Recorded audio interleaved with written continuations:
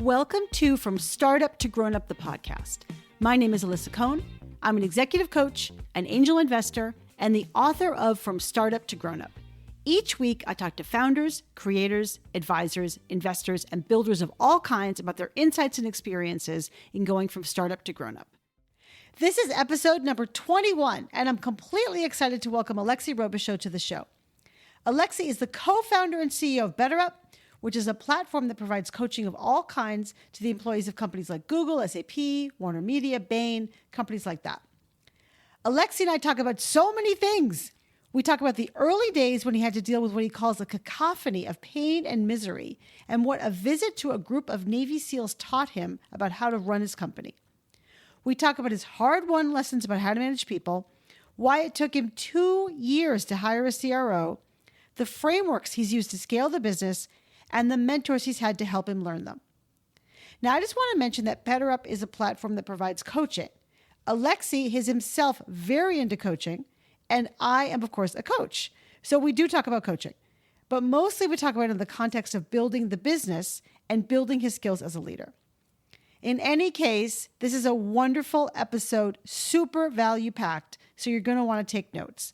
Please enjoy my incredible conversation with Alexi Robichaux. Alexi, welcome to the show. I'm so happy to have you.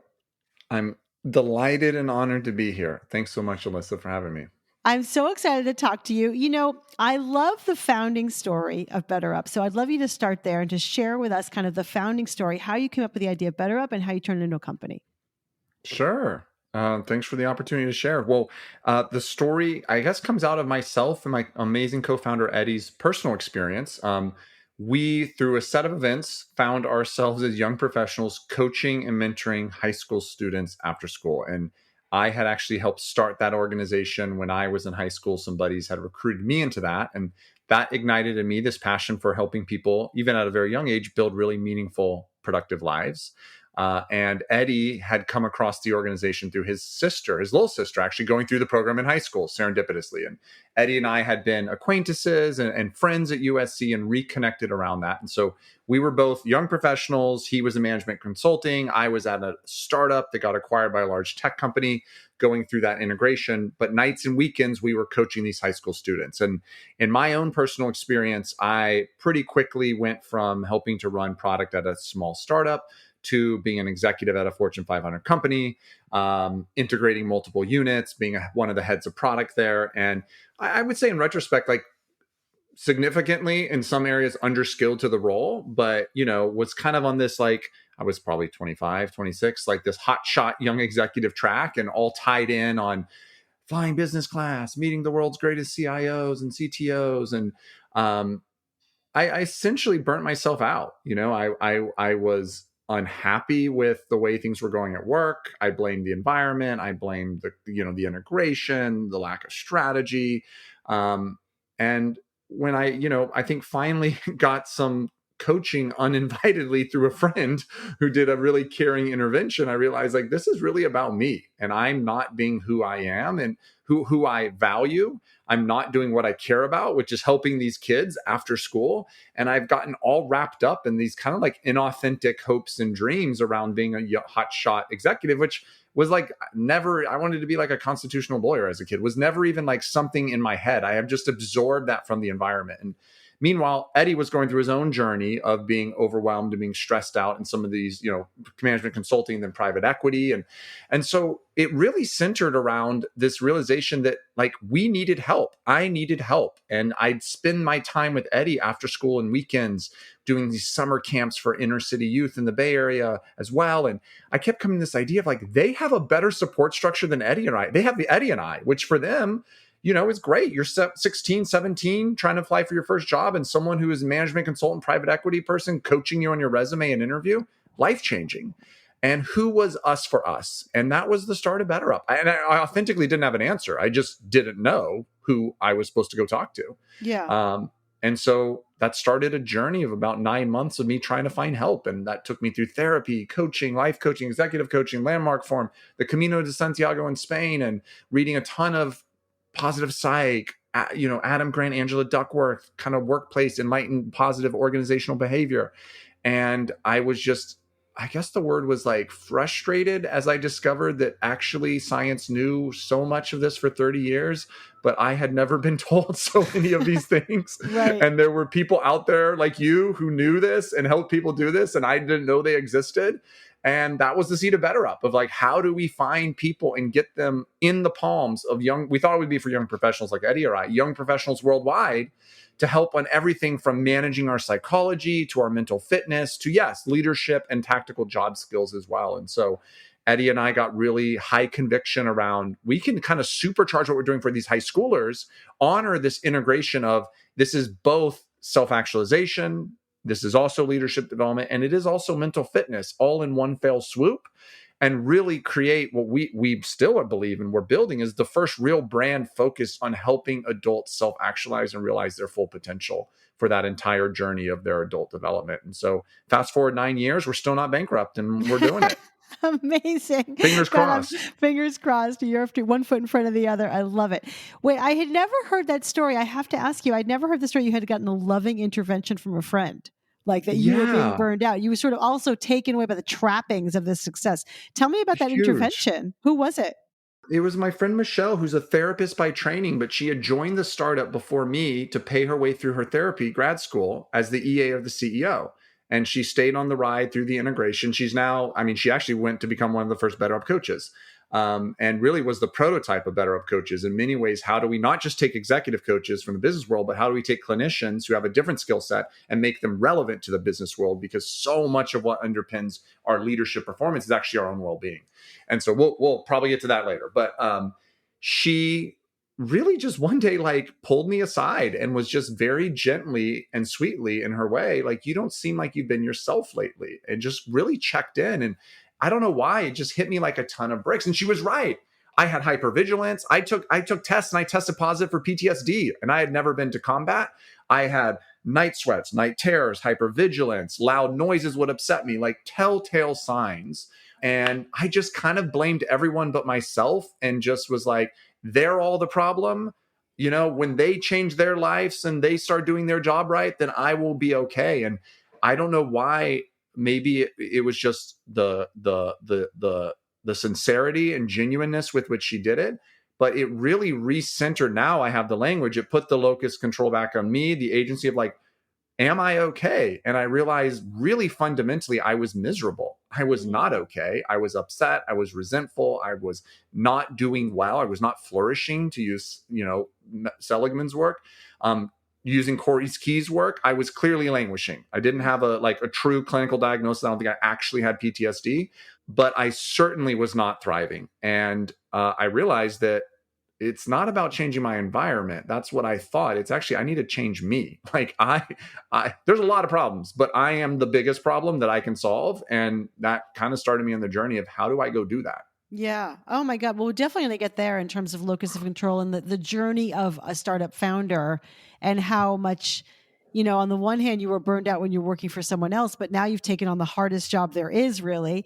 But I want to actually ask you about a story that you told me when I was interviewing for my book, From Startup to Grown Up.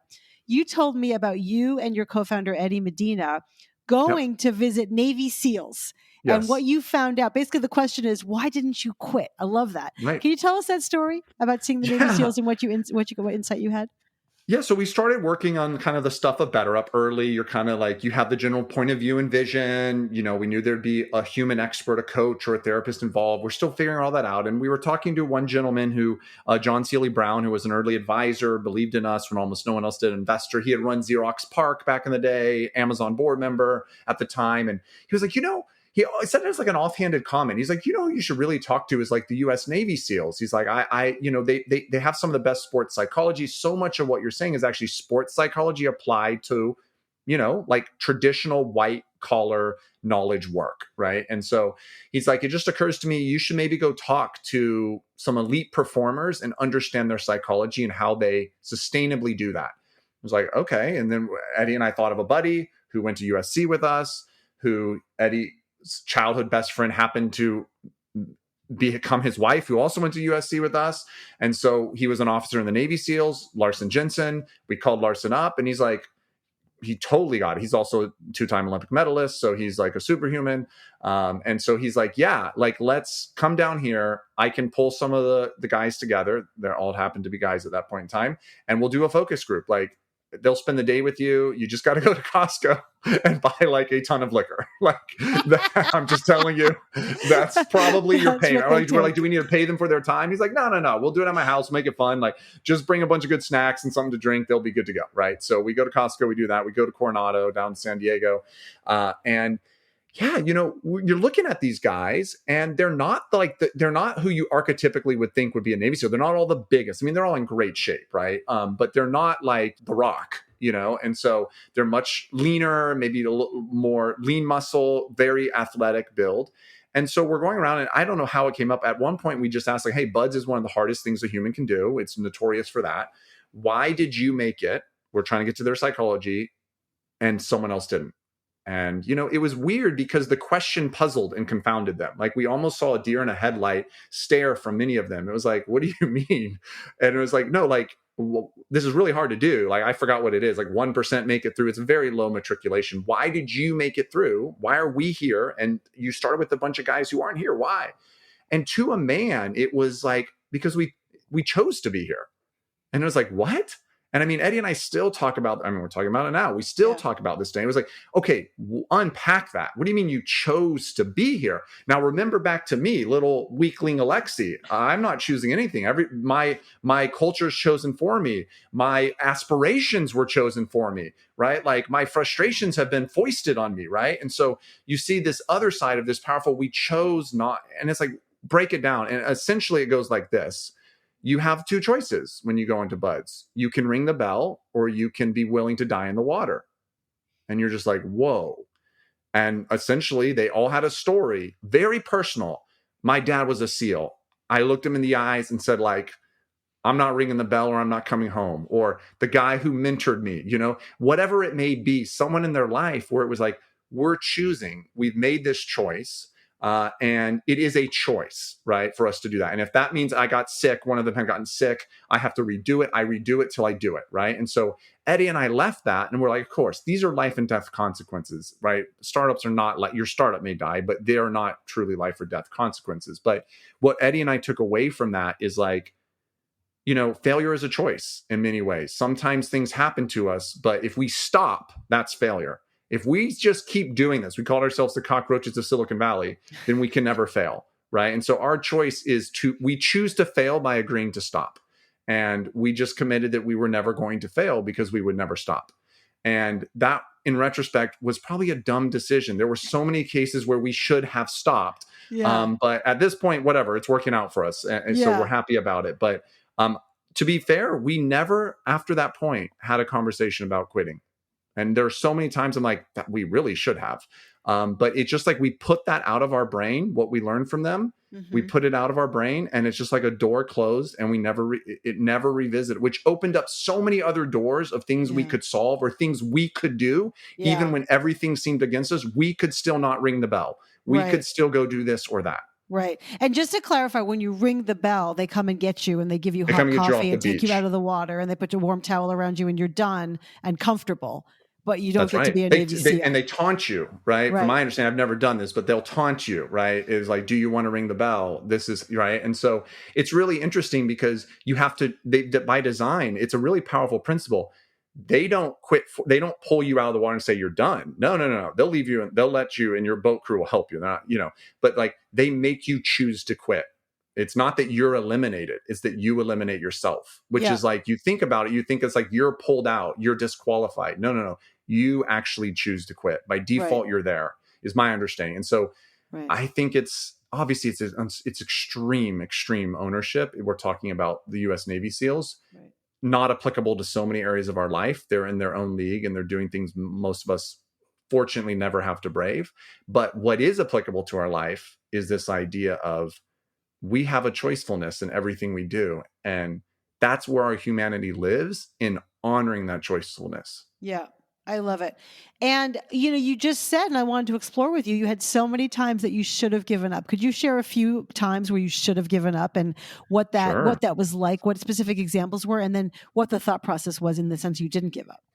Yeah, and I mean, I guess now we can say, well, we shouldn't have given up, right? Because things are, It's good we're you still didn't give here. up. But Yeah. but yeah, it would have objectively seemed that we should have given up. I mean, I think early on, like we were, we had this big audacious vision and this pretty, I would say at the time, precocious point of view is that like, hey, there's a bunch of false dichotomies in the world related to mental health, illness versus creating healthfulness. That's a false dichotomy.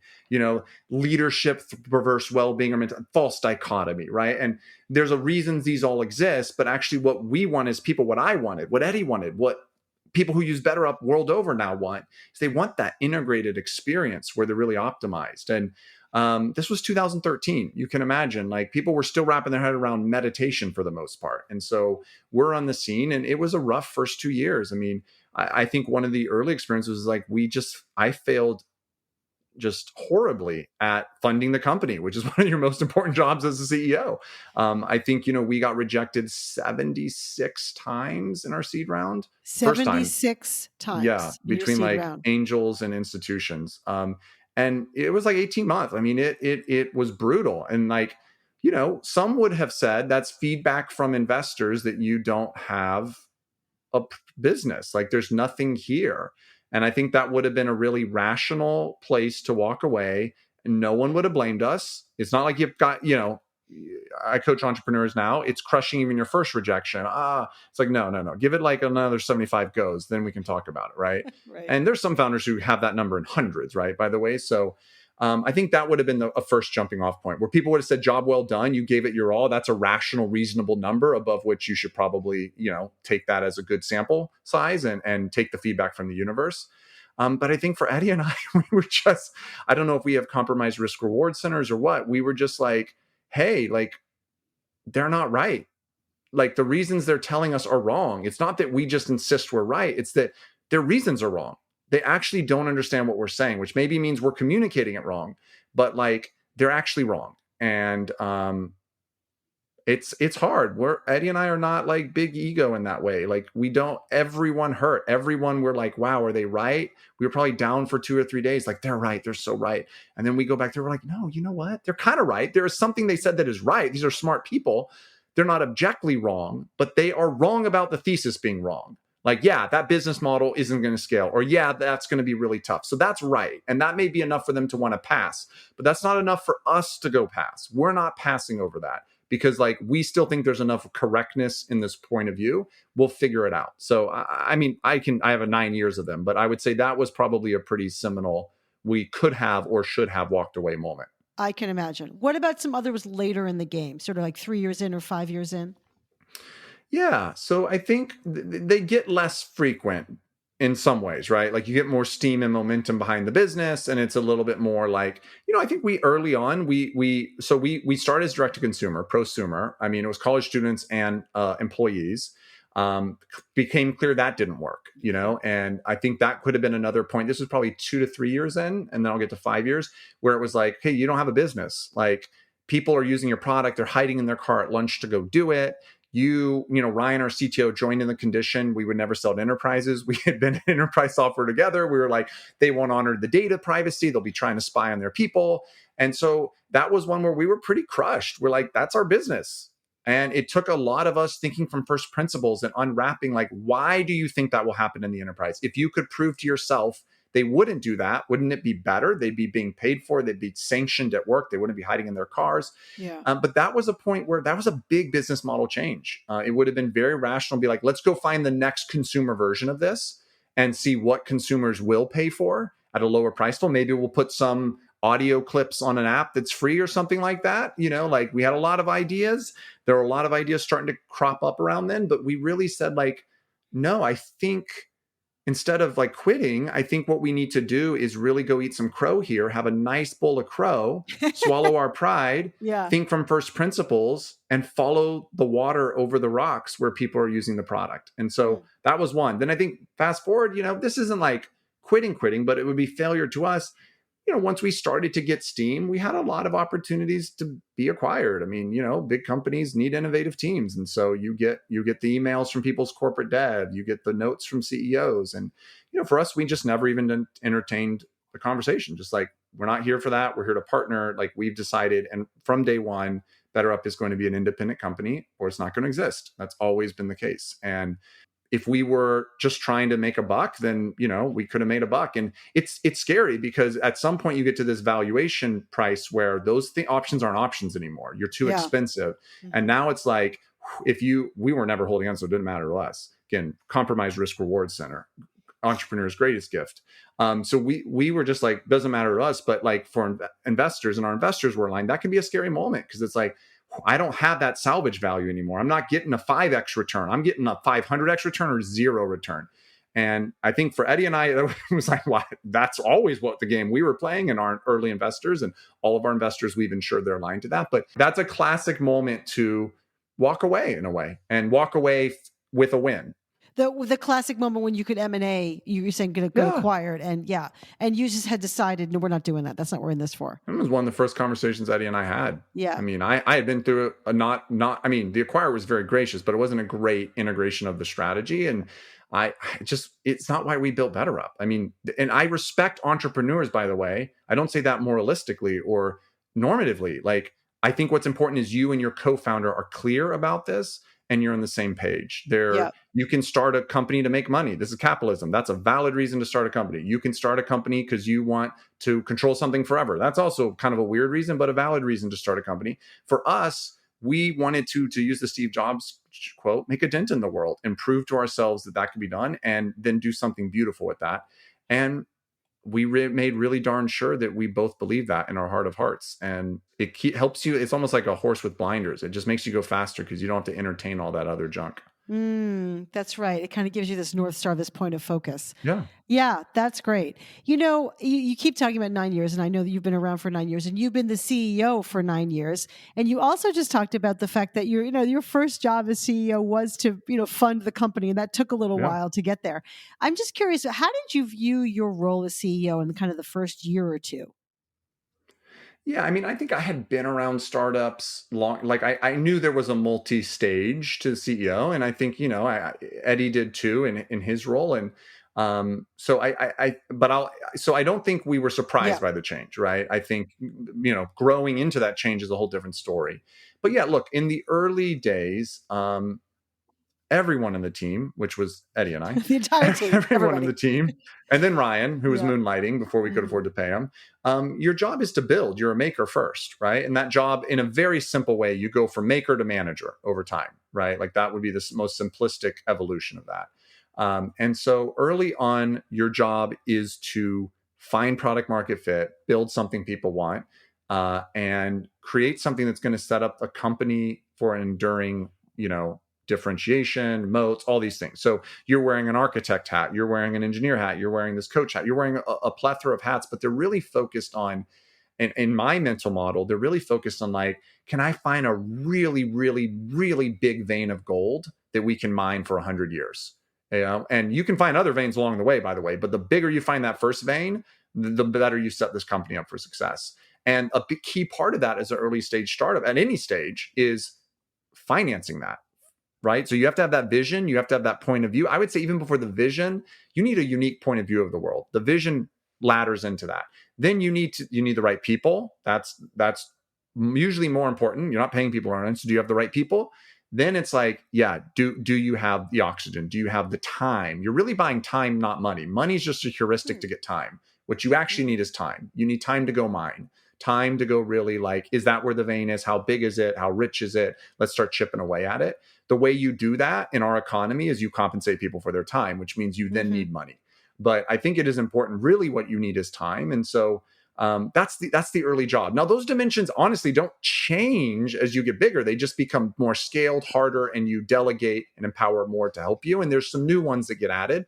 But early on, I was the product manager. Like I was building product all day, talking to users, doing support tickets with Eddie, like drawing interfaces, like doing whatever it took to bring this product vision to life. So, I mean, I get that. And I love how you sort of say that it's almost a similar job then as you grow, and now 9 years later, but describe the differences and the nuances. Then I also want to double click on what it's like to empower people, because When you're doing everything yourself, you know what's going on. When you have to empower Yeah. and delegate, you no longer know what's going on. And definitely things are going wrong. So that's really hard too. Yeah. But start with maybe telling us how you see the job today, especially the nuances that you have that are different. Yeah, I think just picking up. I mean, what's constant, although the directness of it changes to your point, is learning. Your real job at all these stages, in my opinion, is to learn. You're trying to create a learning machine and a learning culture. It's easy when there's 2 or 3 people. You don't need, there's not like a new work stream to learn, right? It's just like learning happens metabolically. You're 3 people. Ryan was never co-located with us. So 3 people remotely working together. You're learning, learning, learning. That's still actually your job. You read the Fifth Discipline, Peter Senge, Peter Drucker, any of the, I guess they're all named Peter, but whatever. For some reason. You read any of these folks, that's still the job. Yeah. Right? When you're a massive company, it's just harder to do because there's more people involved and the challenges are so much bigger than any one person can do. And so at that scale, how the job changes is it becomes about building these systems and practices that still help you learn faster than competition, faster than a market if you want to be an innovator, and stay at the forefront of your user, learning what they need, learning how you can help them, helping them. Sometimes we are big adherents of Blue Ocean. You're actually helping your non-customer understand that they could even use it, right? So you're learning, you're helping them learn. You're like meta learning, right? And so, okay, that's a lot of people become involved. So it goes from like, you don't need to manage to do that. You do it yourself to now you are not directly. I mean, I like to still talk to customers, but you become more indirect and your job becomes to architect and set and systematize and put those wheels in place and really make sure you have the right resources, the right teams, the right roles, responsibilities to do that. And so it becomes, less of you being the player in the field and more you on the coach on the sideline to eventually you the owner of the franchise to eventually like you're running the NFL, right? To use that analogy. How have you personally handled that? Like I guess I'm so curious, like how have you personally grown to be that person who can then be the, the owner of the franchise or the CEO of the whole thing as compared to the doer or the manager of just 5 people? Yeah. I mean, I think, time will tell is the honest answer, right? I'm still here. We'll see what's best for the company in the next 40, 50 years, right? But it is true as a founder, you're the rate limiter of your company's growth through your own personal growth. And for me, the mechanisms of doing that has been kind of viewing myself as cliché-ly as it is like a little plant. And like, does my little plant have the right stuff? And what do little plants need? Well, I need some soil. I need some water. I need some butt kicking, aka husbandry and trimming, pruning now and then, and crafting an ecosystem to do that. You can't do that alone. And I think if Eddie and I did anything well, because we got kicked in the teeth so much at the beginning, it created like a fever pitch of desperation. We were always convinced we were doing everything wrong because everyone was telling us we were doing everything wrong. And we didn't want to give up, but we didn't maybe have the I don't know. I don't think it's hubris, but we didn't have that confidence that like, no, we're right. This is the right way. And so that resulted in us trying to learn from people. And so early on, we probably had like, I remember getting criticized for how many advisors we had early on. People are like, that's like a negative correlation. When I see stars with a ton of advisors, I see founders who like are just talkers and blah, whatever, bad VC heuristics. But that's really helped us. That's been this like watering, pruning through all these years. I mean, I'm talking to an advisor or a board member or an investor more than one a day on average. Still, even now. On average. Yeah, I mean, that's who just called me, one of our board members. Not about anything, just to chat and check in. We were texting about something earlier.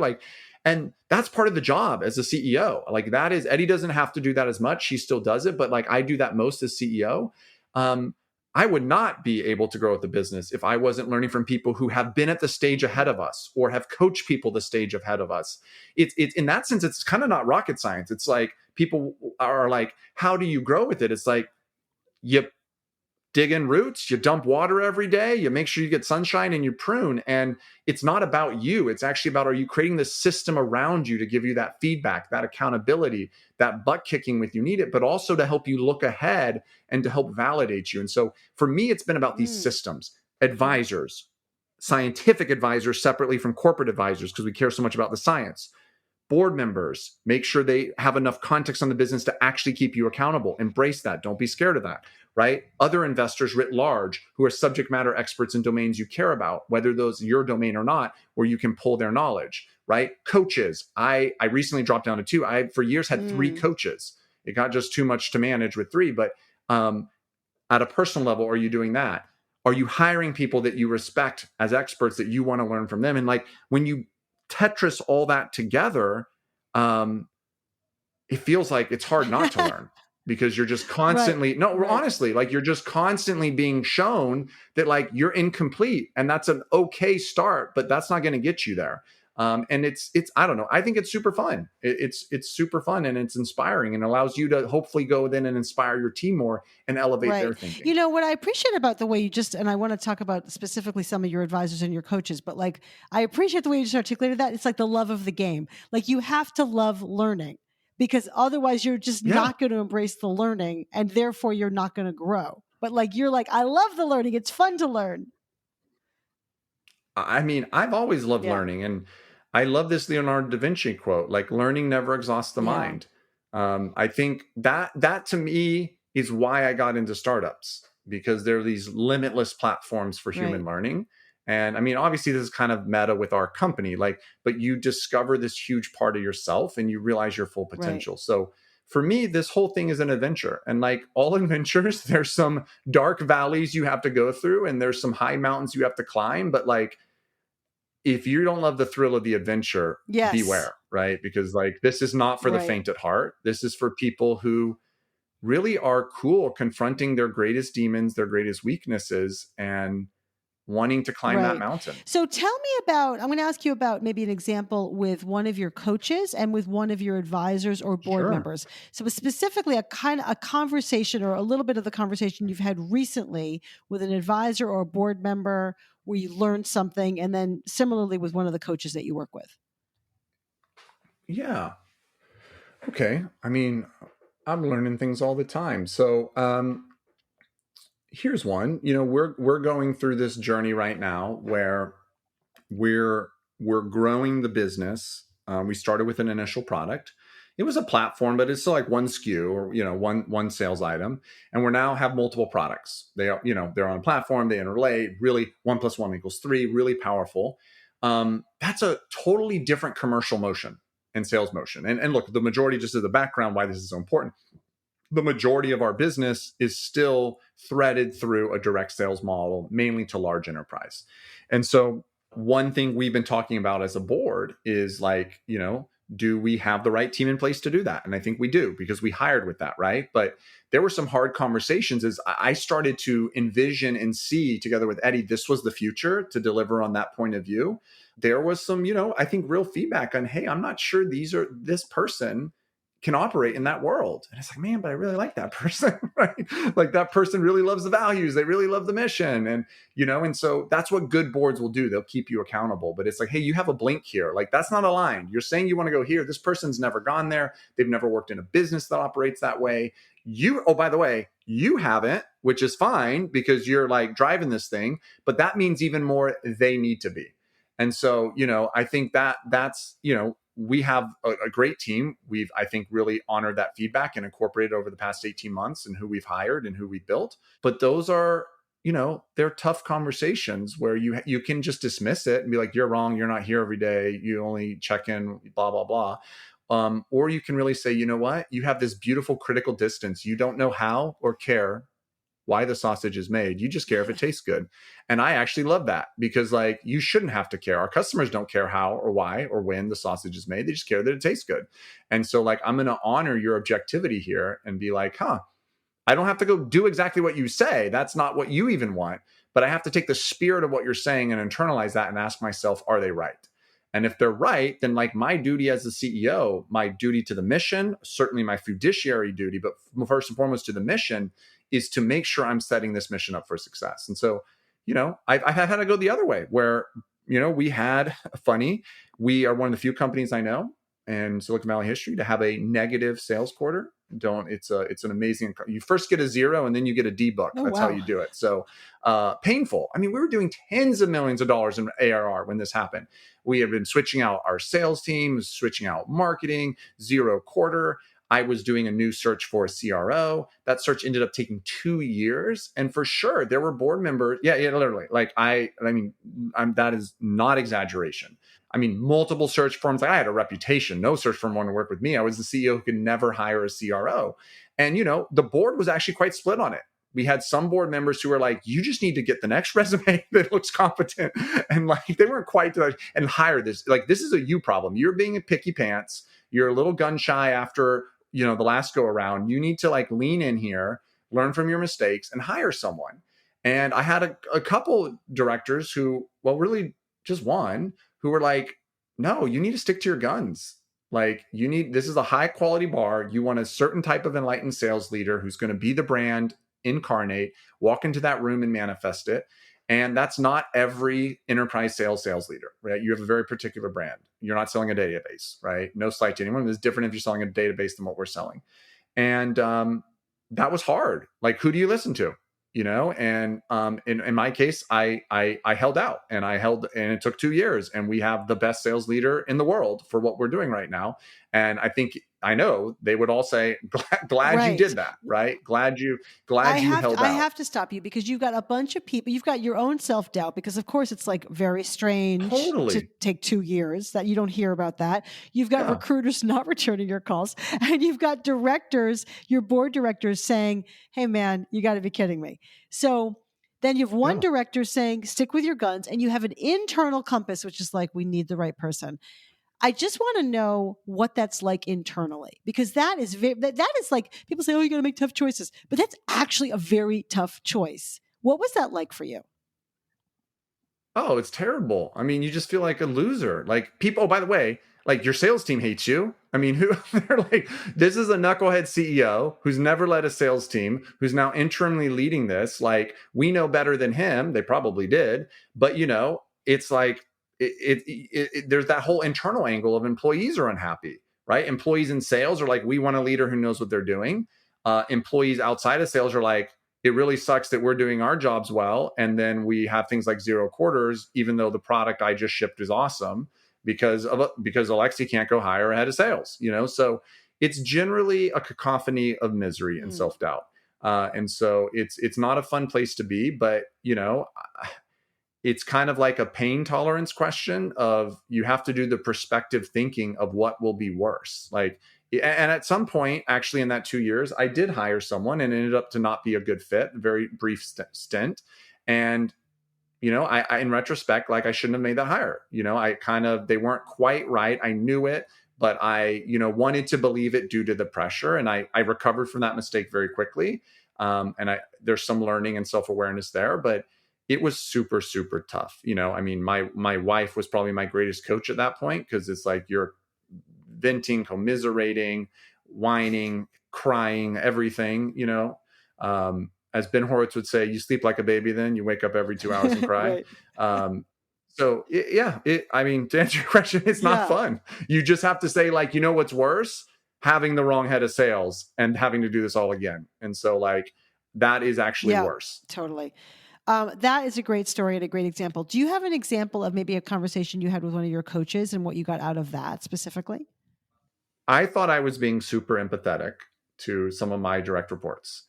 And I was getting really frustrated because I felt like they were taking advantage of my generosity. And like, I was giving them extra time to complete assignments. I was like being very explicit, putting things in writing. And, generally it was just like, hey, I'm not seeing like the reliability, the follow through. And it feels like they just kind of know that like, I'm maybe not going to fire them. This is me talking to my coach, right? And the reason is because I think their heart's in the right place. I think they have the right raw materials, but they're not performing to the job to be done right now. And at the time, I didn't even have the sophistication of the job to be done framework, right? So I was just kind of like resentful, bitter about it. And the conversation, and I think the feedback from the coach was, a couple of things were happening there. A lot of things were happening. One, I thought I was being empathetic, But actually, I think the big reframe was, well, you're not being empathetic because you're managing these people the way you want to be managed, not the way they want to be managed. And empathy is understanding the other.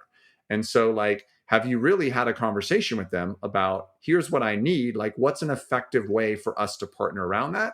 Or are you just saying, hey, newsflash, Alexi, you're an entrepreneur. You like very little management, right? And you think by giving people that, you're being generous and you're respecting their autonomy. But some of these folks may literally need you to check in once a week. It may be helpful for them. And you don't need to do that in like a micromanaging way. You need to like check in and ask and have a conversation. You can reflect, this is not working for me as your manager and as a business. The job to be done is not getting done. So how can we constructively partner? What would work for you? I'm serving you as your leader. What would work? But we're both serving the mission of this company.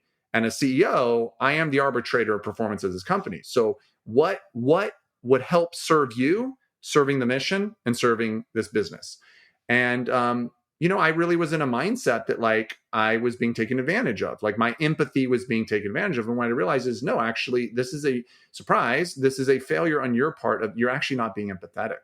You're doing what you would want. And we have the golden rule: do unto others as you would do. Actually, it's kind of like, the spirit of that is right, but it's like how you apply it. You have to go understand the other and ask what works for them. And I hadn't done that discovery, to use a sales term. I hadn't had that conversation. I was kind of doing an Alexi-sized approach to management, fits all.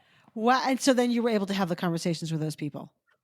Yeah, and it still didn't change it in most of the cases. So it didn't end up working out long term. But at least I was not frustrated and I was not resentful, because then it was like, hey, I've asked you what works for you.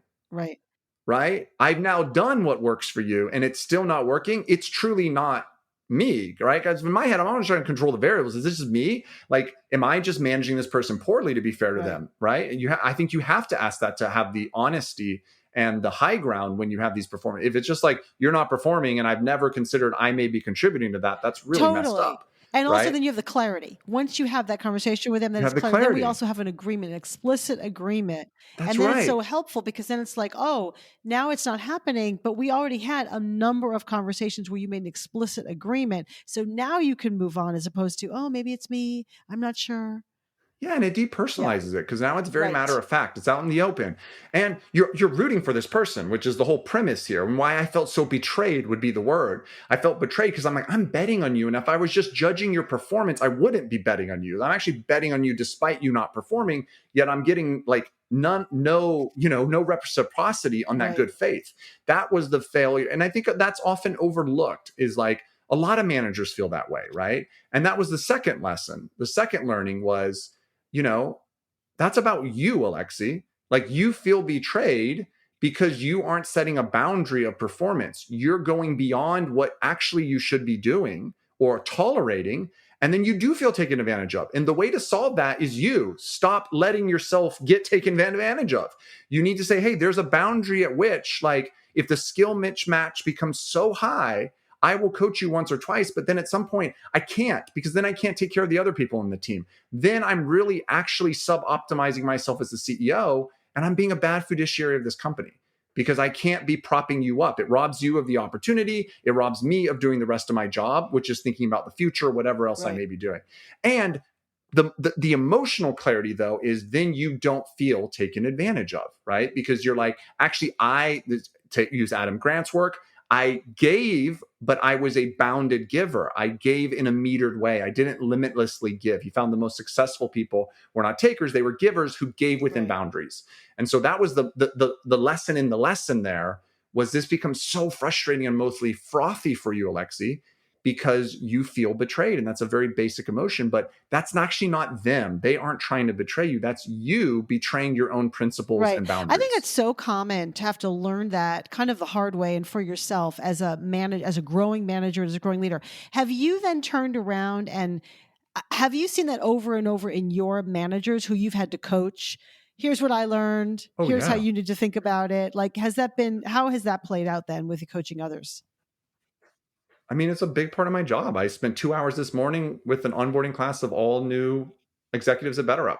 right? So Eddie and I still do this. We do manager training. We bring in other folks, great folks who, actually know what they're talking about. But no, like we're really committed to this. I think it's one of the most important things you can do is you're the chief anthropologist of your company as CEO.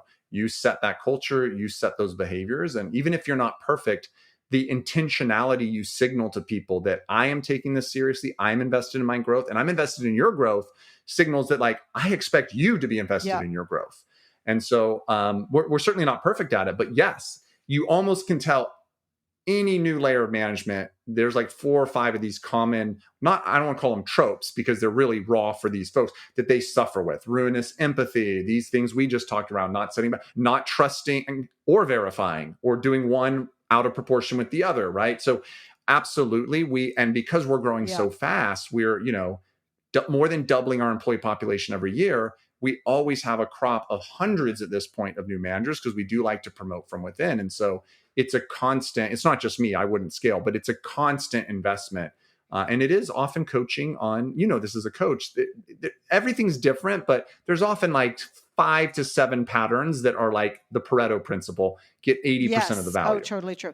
Yeah, actually, I talk about that in my book, From Startup to Grown Up, the notion of like, here's what you do as a manager, right? Give feedback and coaching, Yeah. have the difficult conversations, learn to delegate, right? Delegate is a whole thing. It's not just Yes. abdicate. Huge. It's right. It's a trust. And to your point about the distinction between trusting and verifying and having accountability systems, and applying your delegation to that person, as opposed to, well, you should be able to Love do that. that, or not giving a senior That's task right. to a junior person, right? And then to your point, really how to manage people so they feel managed, but not, don't be so overbearing.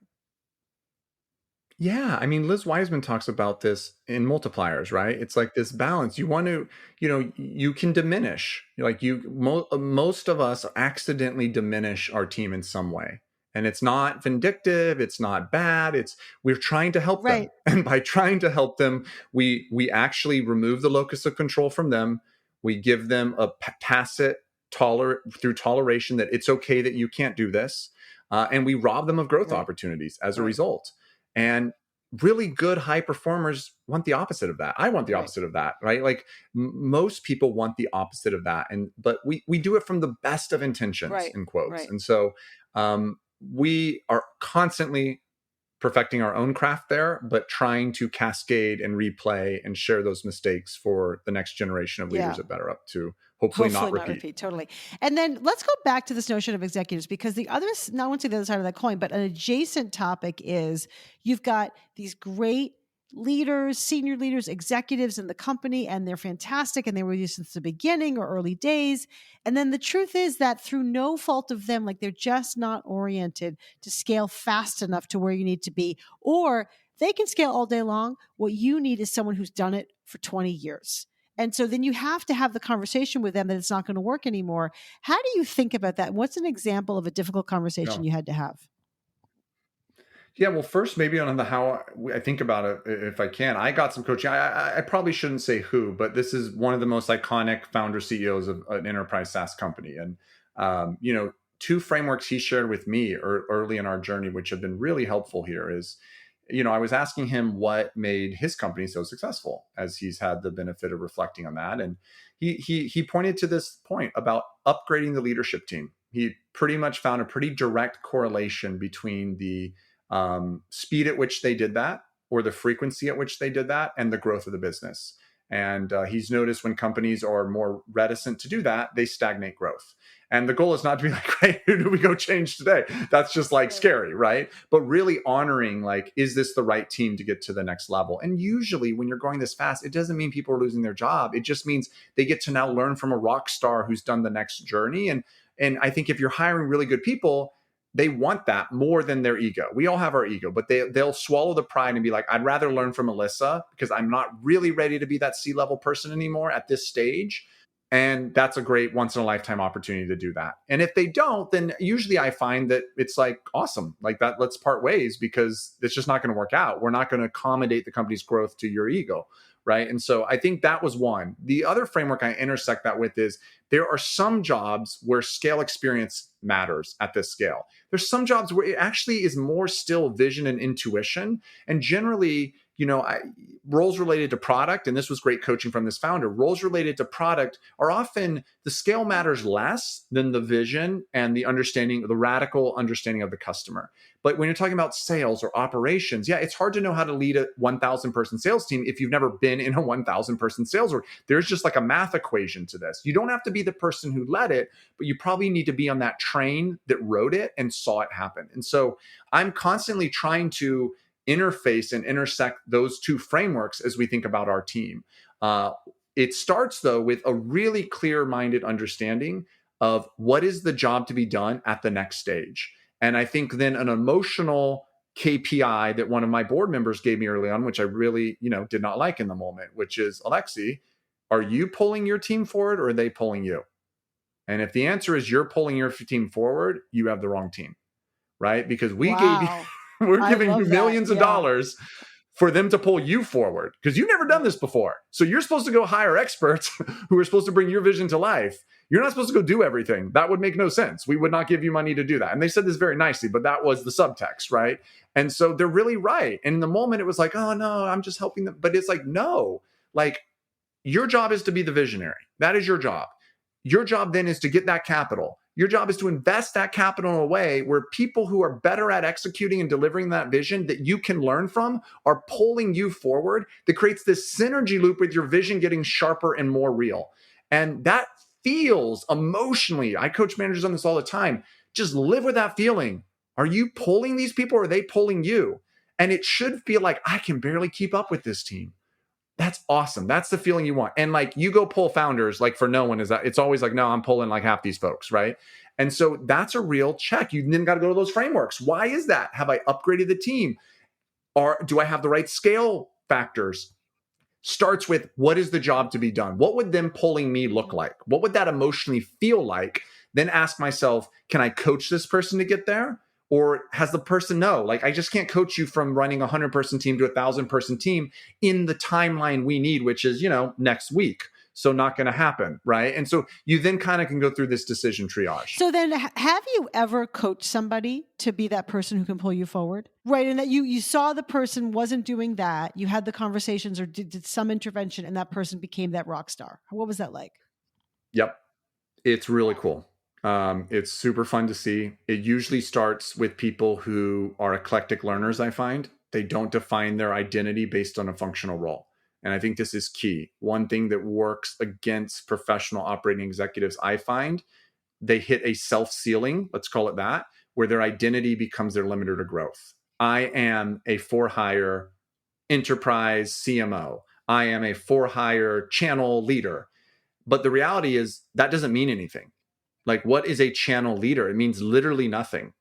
And they're going to be like, no, you don't know. No, like truly, every company channel means something else. So like a channel leader at our company may not really correlate that much with a channel leader somewhere else. We're being really, it's more than probably being like a paid penguin at our company or like a bowling alley attendant. Like, yeah, but like generally every company is a dynamic reinstantiation of a class, right? And so like you have this class to use object. Okay, that changes it. And so what does it really mean? The people who don't get tied up on the identity, I find, and are like, you know what channel means at this company X? Whatever it takes to sell through a channel. That's what channel means here. When people can do that gymnastics, I find they're much more coachable and they're much more likely to scale. When people are like, no, channel means this. We need to do it in this way. And I'm trying to conform the business to my zone of comfort and what I've done in the past. They're more likely to cap out. And it's subtle, right? It's very, very subtle. Most people don't even realize they're doing it. But you really got to start backwards from the market, the customer. What is it from their view, not what it is from your resume view. But what, I guess on the other side of that, certainly you just had moments where you just realize this person isn't going to make it or you have the agreement. What does that conversation look like? Yeah, hopefully it's not like a ton of bricks because I think when it's done well, and I've done it well and I've done it poorly. I think when it's done well, there's in a way, you're removing the suspense because there's individual items that it's been really clear on, like, hey, we agree that was not done the way we need it. Maybe there were mitigating circumstances. We're organizing to win, shoring up resources, but it's this gradual understanding. And I think when it's done well, they tell you. you start to hear things like, hey, I may not be the right person for this role going forward for the company. And more than one executives tell Uh-huh. me that. And it's like, okay, I've made the mistake of being like, no, no, of course you are. I think as I've made mistakes more, it's like, well, let's sit with that. Like, why do you think that? Let's really unpack. That's actually, maybe good self-awareness. Like, I think that's when it's done well. And it's predicated on that feedback and that objective referencing to really objective performance where it's depersonalized. It's like, yeah, I'm missing goals or I can't hire fast enough. And like at some point, whether it's this, or this, it doesn't matter. I get it. As CEO, like you just need this done. And that is not happening. It doesn't really matter why at Yeah. some level. So when you have to initiate that conversation and have that conversation, it's the same thing, right? You have the analytical framework of this is what's necessary. You're missing goals. I wish it weren't true, but it is true. We're going to have to make a change. Is that pretty much how you do it? Yeah, the one flourish, if I have to do it like in one fell swoop, again, this is my current thing. I haven't had to do this recently, which is great, but because I think I'm getting better at the Yeah. coaching part and the hiring part. And it's hard just to put a pause of empathy. Like it's hard. Like you're putting yourself out of a job due to your own great performance in some ways, right? You're like, I helped this company grow exponentially. I mean, it can feel really rotten to be on the receiving end. It's like, well, thanks for the thank you. It's like, again, it usually doesn't have to go draconian things of like you're losing your job, but sometimes with really senior executives, there is no other role because they're like, I am, again, identity. I am a this, and there's only one this at every company, so I got to leave. That's to my earlier point. It makes it harder to scale the company. If you're like, hey, I'm a business leader and I'll tackle any problem you give me, then there's usually a lot more utility to those folks. So, but to your point, the one flourish I would add to what you said is I found it's helpful for people. It's helpful for yourself first and foremost to do this with integrity and clarity of mind to say, what does the future look like? Don't talk about their performance. What does the future look like? What does this function look like in 12 months, 24 months? If you're a C-level executive, your horizon is 2 to 3 years. You should be thinking and operating on. If you're a CEO, it's a decade. If you're a VP, it may be a year, right? Like, where are they altitude in the organization? What does that horizon look like from my vantage point as a CEO that I need? We need this change. We need this upgraded. We need to get out of this business. Then ask yourself, despite their performance, do I believe in this person's potential to do that? Of course, their performance is a feedback into how. And if the answer is they're grossly behind today, explain that. If the answer is like, look, there's been some trip ups, but I think with coaching and support, they could get there. Maybe I'd have to switch this. I have to switch that.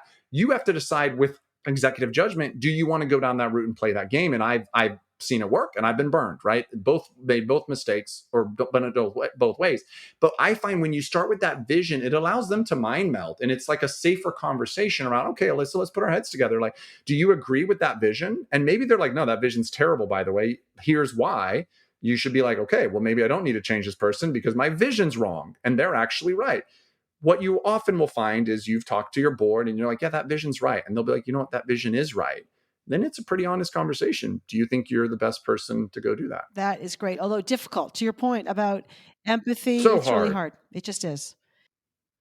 It's so hard. You care so. I mean, I was talking to someone today in an interview, and she brought this up. She's been at some high scale companies, and she was just saying how hard these conversations are. And we were comparing notes, and I was like, it's like you're with your brothers and sisters in arms, and then it's just like, you know, we got to let one of you Right. go. It's really, really, really tough. And you try to celebrate that. You try to honor their legacies, their contribution. And you try to set them up for success because what you're really saying, if you believe in that vision, is you will not be successful here. Right. Or at least in this role, hopefully maybe someone else at the company, at least in this role. And that actually is a kindness to them, right? This is Brene Brown. Clarity is kind. Like that's a kindness to them to just stop beating around the bush and just let Right. them know that. Then you can turn the conversation to where could you be successful here? Right. Totally. You've talked a lot about, so you've talked about having a new executive team, which it sounds like it's working really well. And you've talked about doubling the company every year. So what I have found with my clients is that there's this sort of the old timers and the newcomers. And there's different like archaeological layers, right? Of the old timers and the newcomers and the old Sure. timers. How have you experienced that at BetterUp? And how have you thought about integrating newcomers, especially in light of what I know you consider to be a very distinctive and important culture? Yeah, I love that metaphor, archaeological layers. That's really cool. Okay, so let me think about. So this is what's interesting. We talked about upgrading the team, but I do want to put this in proportion in case it's helpful for others. This isn't always as extreme or radical as it seems. Like if I think about our 8 senior most executives, 3 or 4 of them are still like old timers or advisors who were involved who got pulled in along the way. So like the upgrade has not been like 100% switch out. The upgrade probably it hasn't been intentional in this way, but statistically it's probably been like every 18 months one is rotating on or off, and many are just rotating the layer below in the company, right? As they get layered. Some are rotating out of the organization for whatever reasons. So I do think that's important, right? We have not, I mean, maybe I have a blinder here. I think the answer is we have encountered that less than many organizations. And I think if I could hypothesize as to why, there's maybe a twofold explanation. We got a little bit of that a few years ago. Like you have to ask, why does that happen? Well, it's not the new timers. You just paid them a lot of money and invited them to come work here to create value. They're excited. Guess who's the problem? As a CEO, you should be very clear. It's the old timers. It's what I call cultural nativism, right? Like you can't allow it. And so we did have a little bit of that early on, but it was really a bunch of old-time low performers who were threatened and scared about their job, right? And so I think when we performance managed and did our jobs better as managers, magically the problem went away, right? And so that's in retrospect. That wasn't like the goal in doing that. I just, in retrospect, as you asked, my first impulse, like we've never had that. I'm like, oh no, there was that like 6-month period in 2000. Was that 18-ish? I remember hearing a little of that. I also remember upgrading our performance management and it magically went away. So I think part of it is, if we talk about these leaders who are here and still leading, it's a credit to them. I'm onboarding a new C-level leader right now. She's like a month in her tenure, amazing leader. And she's just brimming with new ideas, right? This is why you hire these people. They're better than the average, better than you. She's coming from a larger company. She's sending me some of her great ideas. Hey, I think in this function. And I'm just like, hey, go share it with your peer. And, there's a little bit of like, I don't want to step on anyone's toe. Understandable. She's being super conscious and respectful.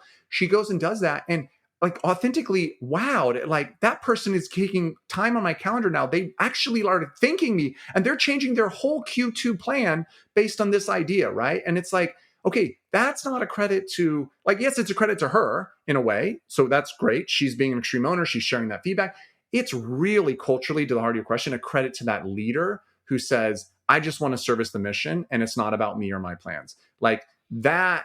When you find those people who then can pair that with the learning agility to stay, that's why a third or half of that leadership team have been here 4+ years, because they are those people. And it requires a level of ego management, selflessness, and I think really an enthrallment with the mission, not just a general like mental health is cool. We want to help people. Like, I like your mission. Who doesn't like our mission? Do you not want to help people? But more like this really intersects with my life's mission.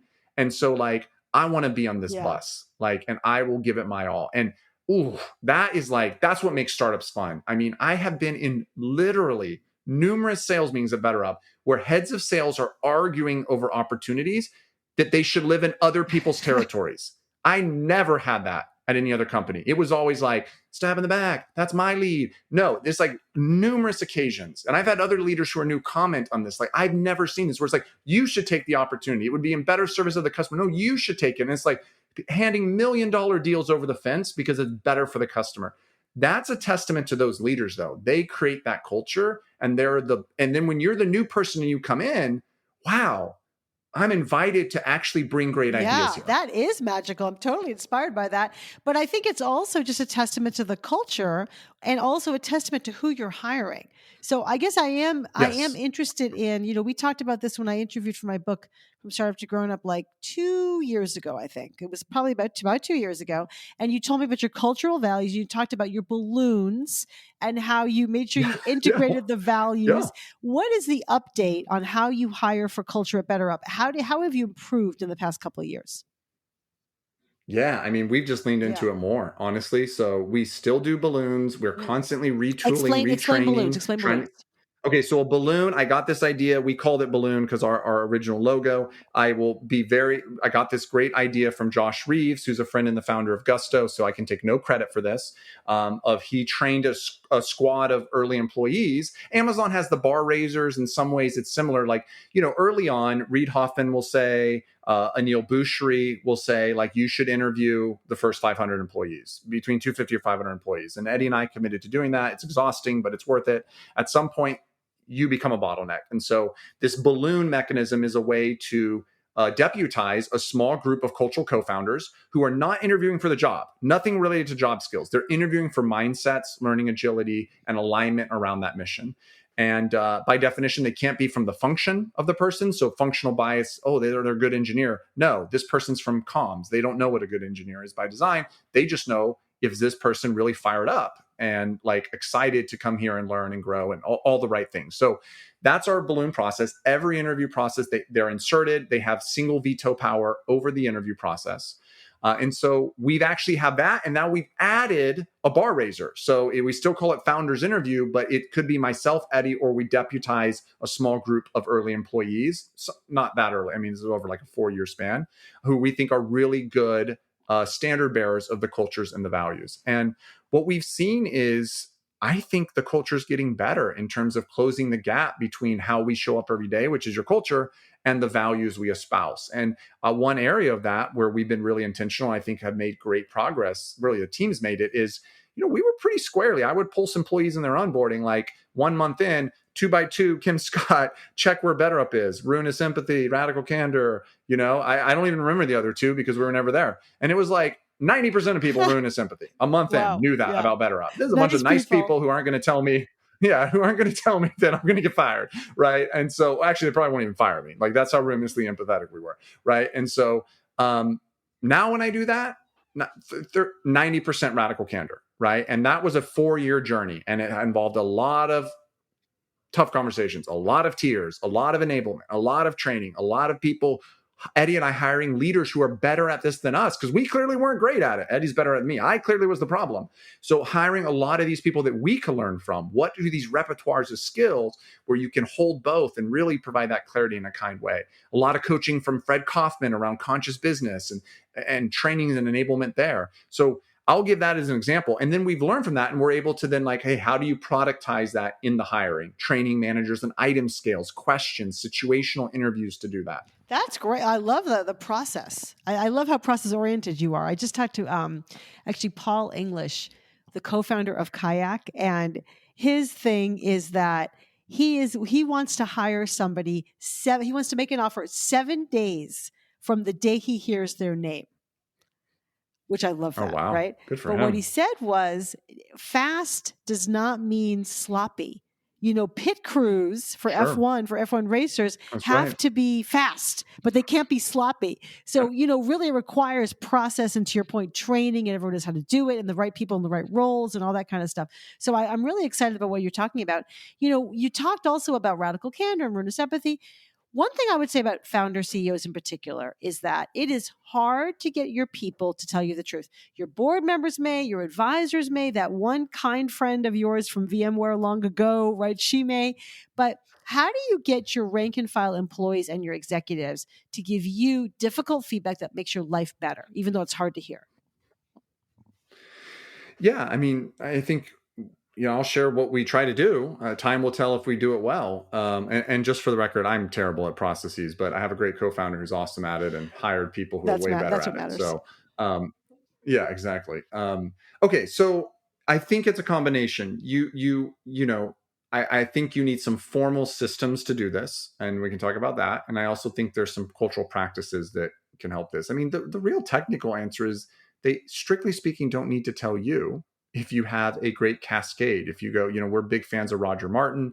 If you read The Execution Trap, this is the job of middle management, is to not just cascade down mandates. That's actually not the job. Cascade down commander's intent, to use the military framework, but cascade up operational field realities that you may be missing in the, hopefully not ivory tower at the top. And so part of this is actually, I think we'll talk about, maybe sometimes you need some ways to prop that up, but the actual healthy way, the metabolic way, the organic way, is have really good functional middle management. That's what good middle management does. It becomes an interface that bridges the power distance between, hey, I'm a frontline employee who may be 22 and this is my first job, and you're a 1,000-person company, 10,000-person company, there's a CEO. And so what we found is all of our manager enablement is really centered around this philosophy from Roger Martin of the cascade. How are we cascading choice architectures and empowering people to make those decisions? And how are we cascading up feedback on those choice architectures in the operational realities? And it's not perfect, but I think having the awareness and intentionality around it is key. One way to do that as a manager is, in a way, like require your direct reports. One way to evaluate your team, and I do this, is what is the level of insight and contribution they bring? Not just what they do. Like, do you learn about your business from these folks? If you're always telling them about your business, you have a problem. They're closer to your business. You're not your business. You're like at the top of a pyramid in most companies. Your business is the customer, right? So they should know more about your business in many senses. You should know more about where you want your business to go, maybe in the future, in the market, and maybe things like that. So I think it starts with managers really, in a sense, creating the space as well as role modeling the behavior of, I want to learn from you. Like, what have you been learning from your people that you can share with me? And it's easier to start that with the customer, but when you get that behavioral loop going, then that can be extended internally to the culture. Right. And then people sort of begin to get the habit of sharing things which are maybe insightful and then maybe controversial and maybe difficult then to hear.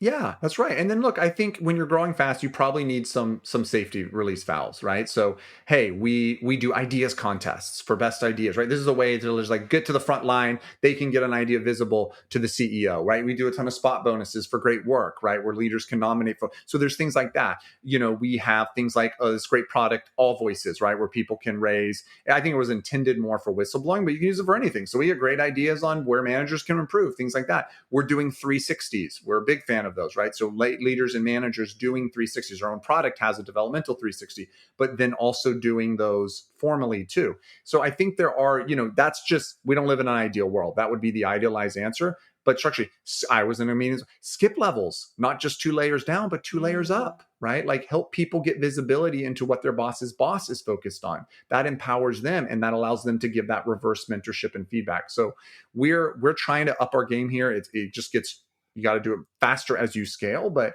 I think it's a combination of these cultural practices that you normalize by setting the tone at the top. But then because you're growing so fast, some of these structural safety valves to make sure you're not missing out on really good contribution and really good ideas at every level of the organization. Oh, that's so great. Now, throughout this whole conversation, you've talked a lot about different mentors and friends, and again, your board, your advisors, and people around you, your network, basically. So I guess I'm curious, like, when did you realize how important it was going to be for you as a founder CEO to build a strong network? And how did you go about, did it just happen organically or were you intentional about building it?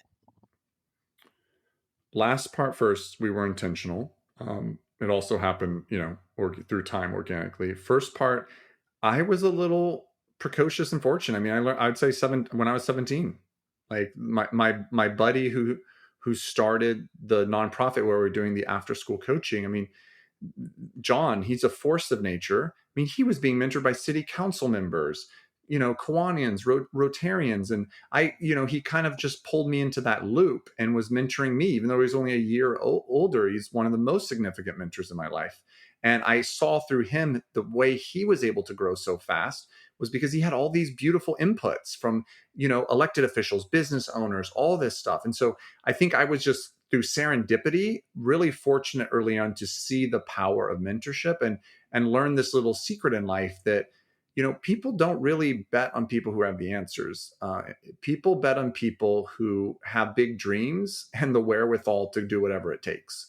And there's a world of difference in there. And John and I and the group of us who built this nonprofit in high school, we didn't have any answers. We were like 17. We'd go pitch the city council dumb ideas all the time in retrospect. But like people saw that and they bet on us because they're like, these kids want to go do something and help their community. And it doesn't matter if the idea is right. Like, who am I going to bet on? I'm going to bet on these annoying kids who keep showing up to every council member meeting, take our feedback, and then go get better. And that formula, I don't think changes when you're 30, when you're 40. It doesn't change when you're raising money. Like the old adage is true. If you want money, ask for advice. If you want advice, ask for money.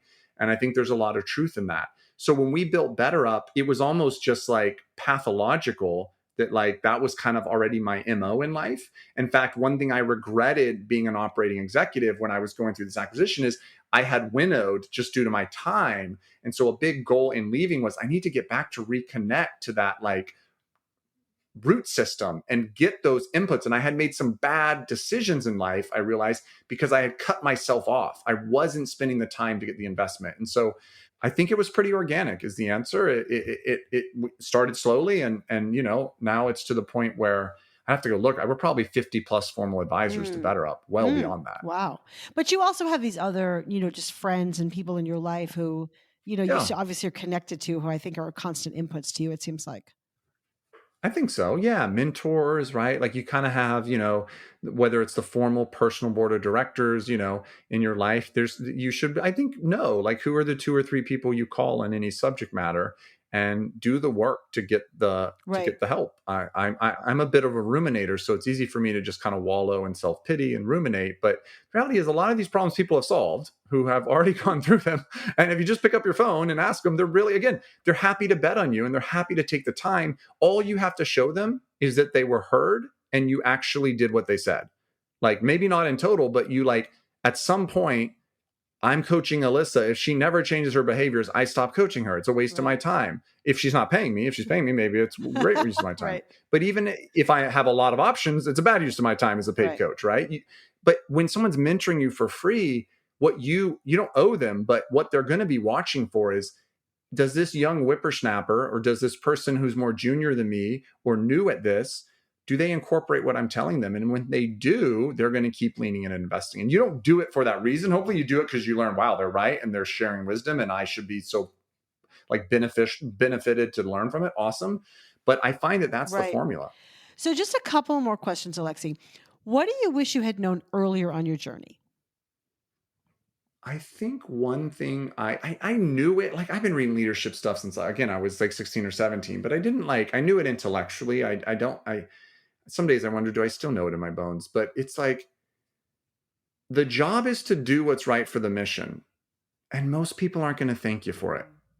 And we have so many built-in, at least I had so many built-in heuristics and KPIs of success is approbation or approval, right? And the reality is those will deceive you because if you're doing something that's never been done before, people don't think it's going to be successful. So they're not going to approve of what you're doing. They're like, you may drive a car off a cliff. We're not going to approve of that. We don't know. So we're going to tell you like we're uncertain or we think it's a bad idea or all these things that tell you don't do it. And I think I always viewed that as a mistake instead, like a flaw or a bug, not a feature of the journey. And I wish I would have took it more as that's actually doing it right. That's what it feels like. It's a function of the novelty of what you're doing, not of how poorly or well you're doing it. And don't get me wrong, it's not like anytime someone gives you bad feedback, you're like, that's because I'm so innovative. No, that's like a self-serving myth. But I over-rotated on like, oh, okay, I must need to stop. Or, oh, I was too timid in retrospect. And I think that in particular extended to people decision. I got some really good coaching from one of our advisors. I mean, you're going to laugh when I tell you it, but he's like, do you really expect like the people you have to let go to agree with you that you have to let them go? Because it feels like you're like waiting till they agree with you to make the decision. And yeah, literally, no, and I was like, I actually was. For me, I'm a very rational person. I like to think I'm like, they should just come to this, and if they don't, maybe my conclusion's wrong. And he's like, think about that. Like the fact that they can't perform in the role probably means they're not appraising the data in the same way as you. So they're never going to come. If they do, that's a huge credit to their self-awareness. Awesome. But like that can't be your emotional standard or even your executive standard. You have to do what's right in their business. You have to be fair. You have to communicate to them. If they don't understand it, that's probably a feature, not a bug. And I think you could say, hey, if I was, the Dalai Lama of management, I'd lead them all and they'd all be like, thank you, Alexi. We're so thankful. And, like maybe in a decade, they feel that way. But for the most part, most people in the moment just are mad at you, understandably, right? It would be inhumane to expect them to be something else. We're all humans, right? And so, and you might be wrong, but whether or not you're wrong, it's your prerogative to make the decision and you have to do it and you have to learn to be wrong so you can get better next time. That's the sad, cold truth of it, right? And so I wish I had known that it's leadership. It's not being liked. We have different words for it for a reason. And you get more comfortable with it. But I think this is one of the biggest mistake first-time managers make. They think their job is to get people to agree with them. And it's not, I'm not saying be a dictator. I'm not saying be a tyrant. You should do the work to find agreement, but that can't be your measure. Your measure has to be the soundness of the decision, or do you feel like this is what's best for the business? You should spend the time to bring people along. But when push comes, and usually for most decisions, you will find there's agreement, by the way, if you have a really good team and you're really communicating. But I've spent a lot of sad nights of my life trapped in the wrong paradigm. And I think BetterUp for me would have been it's been the ride of a lifetime, but it probably would have been a more enjoyable experience in my own head had I learned that sooner. Yeah, very well said. And you're not alone. Very well said. That's a helpful paradigm for sure. Now, Alexi, last question. What advice do you have for other founders as they embark on their journey to grow into leaders? I mean, it's kind of, I don't say this in a self-serving way because we don't really do a lot of this coaching, but like, get a coach.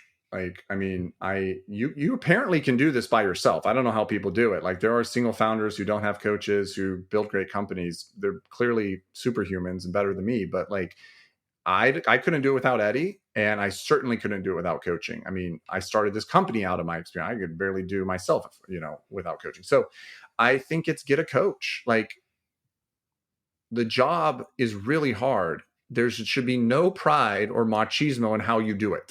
It's really just like, if you do it, you've done something that's so incredibly hard. I don't think Tom Brady is like, I won a Super Bowl without a coach. I'm the greatest Super Bowl winning guy because I don't have a coach. He's like, dude, I'll take all the coaches I need and I'm going to win more Super Bowls. Like, it's pretty simple.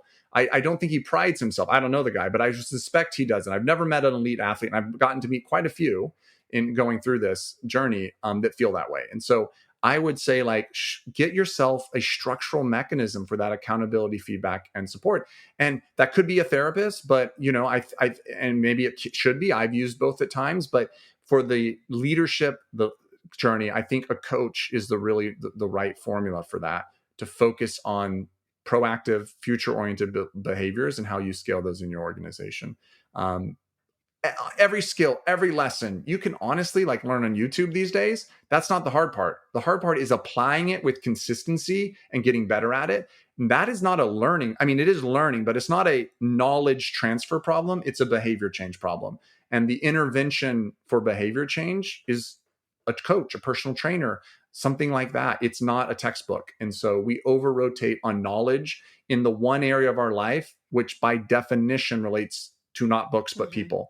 And coaching is the right intervention to really get that out of the book and actually get you doing it day to day. Absolutely. Alexi, what a joy. I can't even tell you. It's a masterclass on leadership and on founding a startup and growing a startup. Thank you so much for joining me today. Well, thank you for having me. This was a lot of fun.